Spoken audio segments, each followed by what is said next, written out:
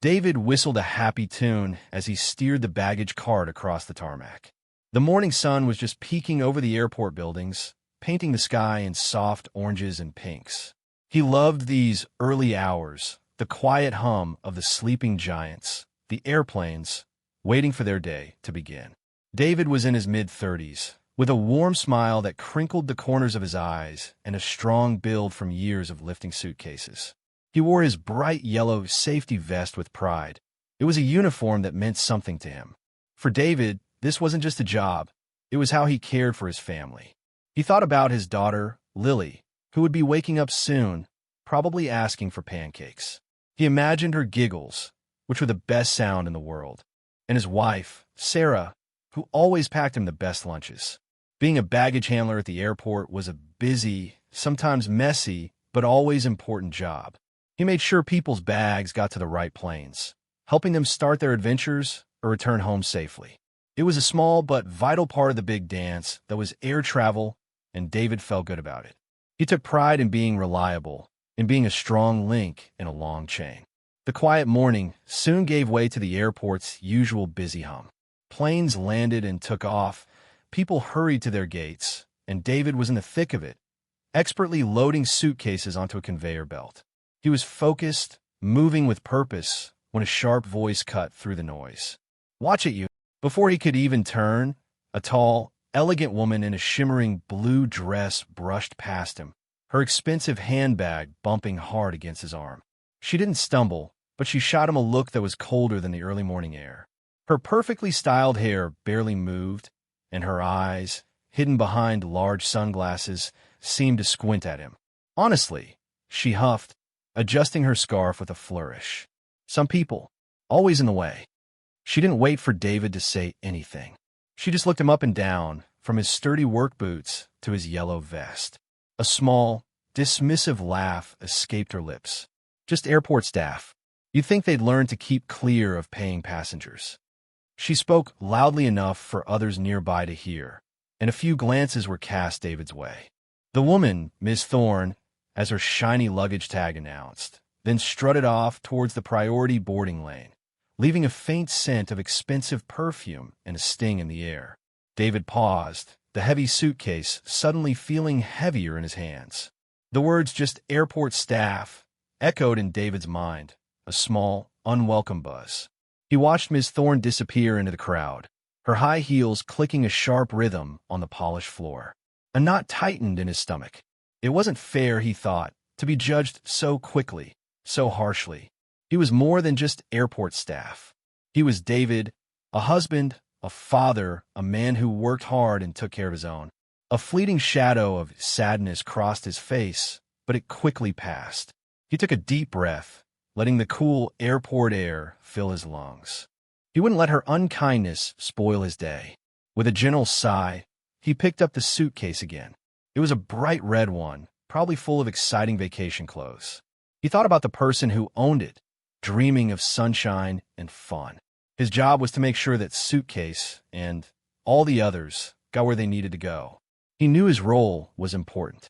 Without him and his team, planes wouldn't leave on time and people wouldn't get their belongings. It was a big puzzle, and every piece, no matter how small it seemed to some, was needed. Miss Thorne might not understand that, but David did. And that was what truly mattered. He gave the red suitcase a final push onto the belt, a silent promise to himself to keep doing his best. David continued his work, the rhythm of loading bags a comforting beat after the earlier unpleasantness. But the usual airport sounds suddenly changed. The steady hum of chatter and announcements grew louder, turning into a worried buzz. Then sharp shouts cut through the air. "Has anyone seen her?" A woman cried, her voice filled with panic. Another voice, a man's, joined in. "Lily, Lily, where are you?" People started to stop, looking around with confused and then concerned faces. The orderly lines at check-in began to break apart as passengers craned their necks. A ripple of alarm spread through the terminal like a fast-moving wave. David paused, his eyes scanning the growing commotion. What was happening? Then, over the loudspeakers, the calm, usual voice of the airport announcer changed. It became serious, urgent. Attention, passengers. We have a report of a missing child, a little girl named Lily, age 5, last seen near gate 12. She has blonde hair, is wearing a pink dress. Please report any information to airport staff immediately. The words hung in the air, chilling everyone. A lost child. David's heart gave a sudden thump. Lily, his own daughter's name. A wave of fear, cold and sharp, washed over him. He pictured his own Lily, small and vulnerable, alone in this giant, busy place. His job, the bags, everything else faded away. All that mattered was that little girl. The thought of a lost child, especially one named Lily, hit David hard. He felt a cold twist in his gut, thinking of his own little girl, how scared she would be if she were all alone in this giant, noisy place. His hands, which moments before had been expertly tossing bags, now trembled slightly. He knew he couldn't just stand there. While other people were just starting to look around, confused and worried, David sprang into action. He didn't need to ask for directions or wait for instructions. He had worked at this airport for years. Every hidden corner, every quiet hallway, every out-of-the-way baggage claim area, he knew them all. He knew where a small child, scared and trying to hide, might go. His mind raced, quickly making a plan. Kids often looked for small, dark places to feel safe when they were frightened. He thought of the unused gate areas, the quiet passages behind the shops, even the less used restrooms.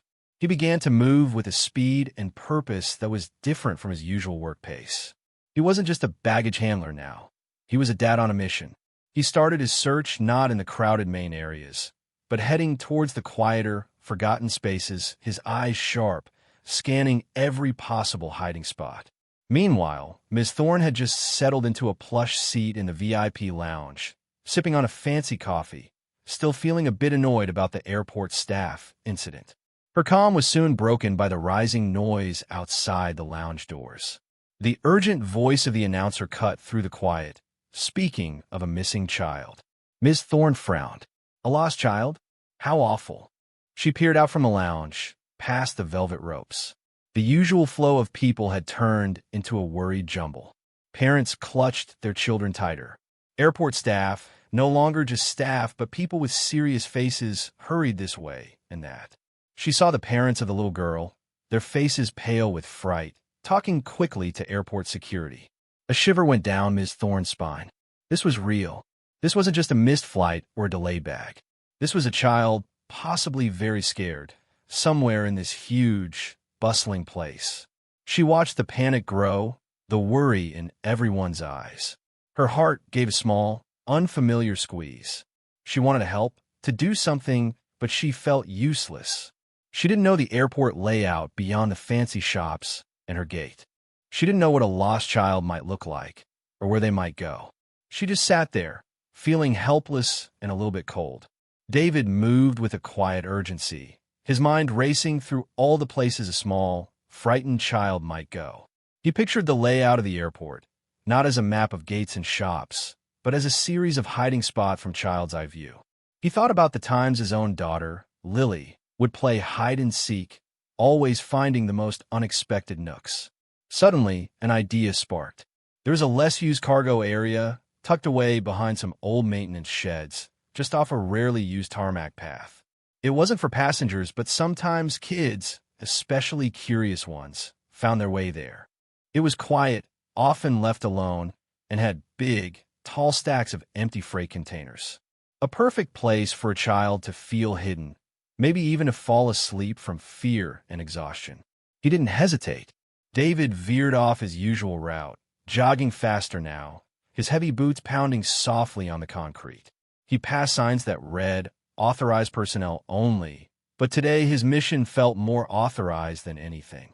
His eyes darted left and right, checking behind every pillar, under every bench, and into every shadowed corner.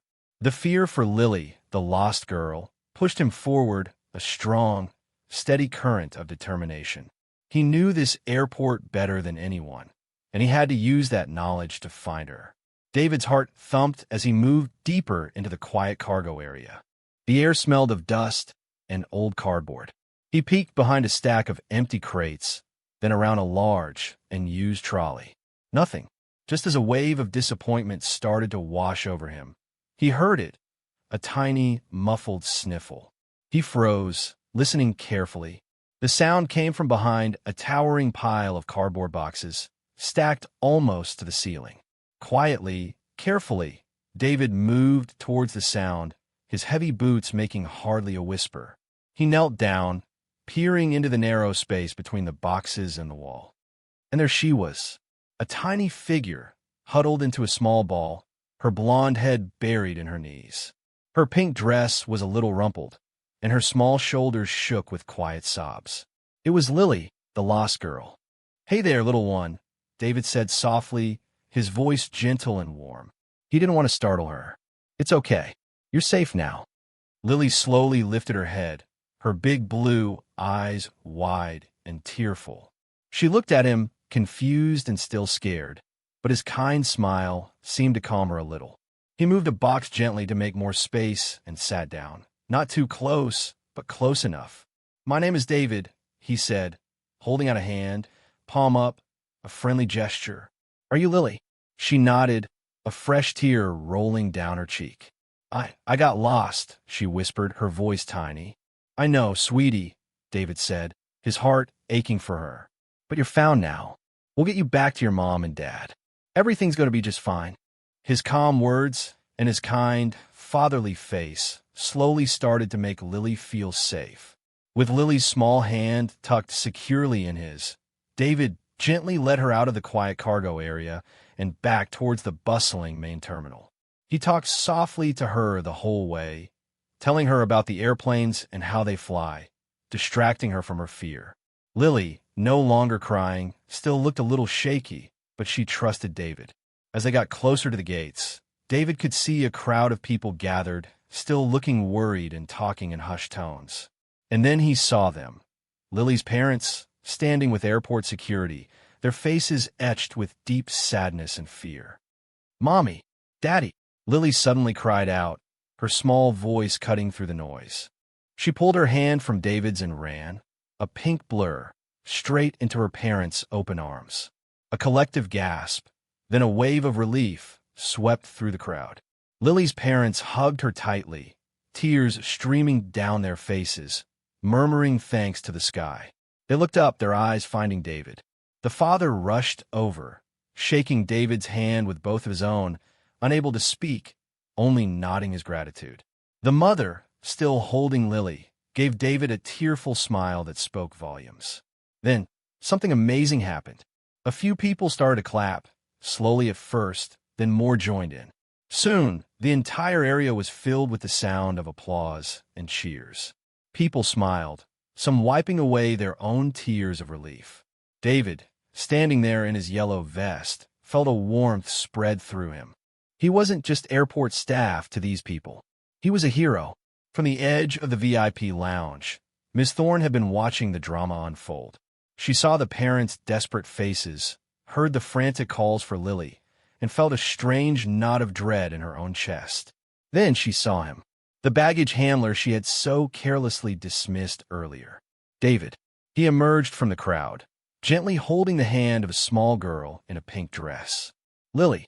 A wave of gasps, and then cheers erupted, and Ms. Thorne felt a jolt go through her. She watched as Lily ran into her parents' arms, the joyful reunion a bright splash of color in the worried airport. She saw the parents hug David, their eyes shining with tears of thanks. As the applause filled the air, Ms. Thorne felt a deep, uncomfortable warmth spread through her cheeks. Her earlier words, just airport staff, now sounded ugly and small in her own ears. This man, this airport staff, had done something truly heroic. While she had sat feeling useless in her fancy lounge, he had used his knowledge, his kindness, and his quick thinking to save a child. She felt very, very small. Her expensive clothes, her perfect hair, her air of importance. None of it mattered now.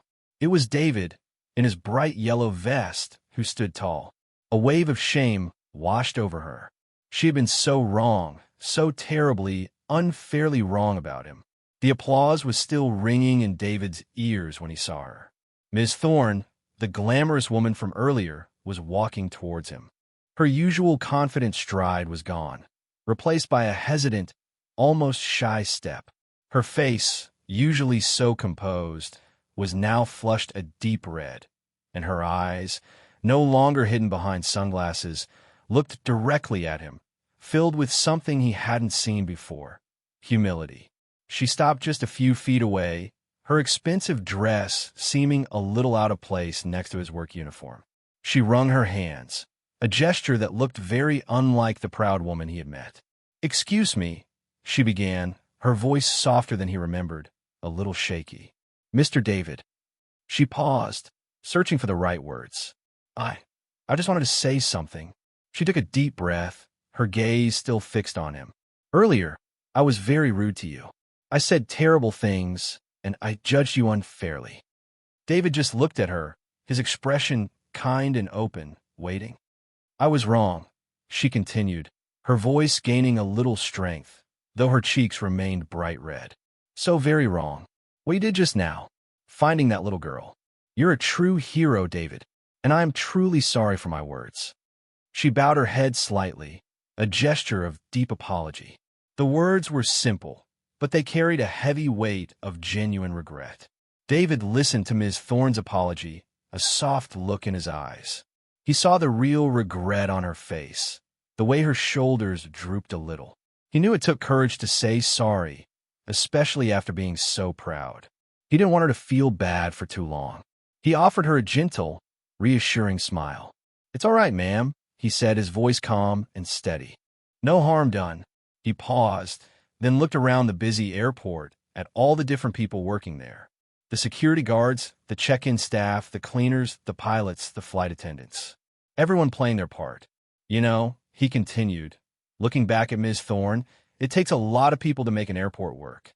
Everyone here, every single person, has an important job. From the ones guiding the planes, to the ones making sure the coffee is hot, to the ones, like me, who handle the bags." He gestured to his yellow vest. "We're all part of the team that helps people get where they need to go, safely and happily." He wasn't trying to make her feel worse. He was simply stating a truth he deeply believed. He wanted her to understand that value wasn't just in a fancy title or an expensive dress, but in the effort and care each person put into their work. He wanted her to see the bigger picture, the way he saw it every day. David's kind words settled on Ms. Thorne like a warm blanket. He didn't scold her, didn't make her feel worse, but simply shared his view of the world. It was a view where everyone mattered, where every job held its own special importance. She looked at him, truly looked at him, for the first time. She saw not just airport staff, but a strong, calm, and deeply kind man. His smile was genuine, his eyes held a gentle wisdom, and his actions had spoken louder than any words. The yellow vest, which he had seen as a sign of low status, now seemed like a symbol of humble heroism. A new feeling bloomed inside Ms. Thorne. Not just respect, but a strange warmth, a pull towards this man who was so different from anyone she usually met. Her first impression of him, that cold judgment, shattered completely. She realized how shallow her thoughts had been, how much she had missed by looking only at the surface. David was not just a worker. He was a person of great strength and goodness.